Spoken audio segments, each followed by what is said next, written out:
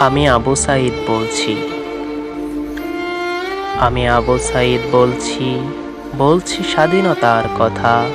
প্রতিটি বুলেটের আঘাতে ক্ষতদেহ, তবুও পাইনি ব্যথা। ব্যথা পাবই বা কিভাবে? ওই যে একটা কথা বলে না, তীরটা যখন বিঁধল তখন ব্যথা লাগেনি, কিন্তু যখন দেখেছি তীরটা প্রিয় মানুষ মেরেছে, তখনই ব্যথা পেয়েছি। আমি আবু সাঈদ বলছি। আমিও বুলেট লাগাতে ব্যথা পাইনি, ব্যথা পেয়েছি এটা ভেবে, একই জন্মভূমিতে বাস করে আমার ট্যাক্সের টাকায় আমাকেই গুলি করলো।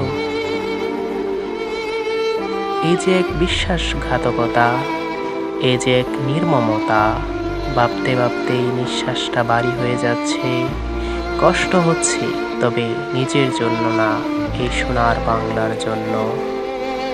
স্বাধীনতার 53 বছর এসেও স্বাধীনতাকেই খুঁজছি। চোখ বন্ধ হয়ে যাচ্ছে। শেষবারের মতো মাতৃভূমিটাকে দেখতে খুব ইচ্ছে করতেছিল, আর পারছি না। ভালো থেকো প্রিয় জন্মভূমি। আমি আবু সাঈদ বলছি।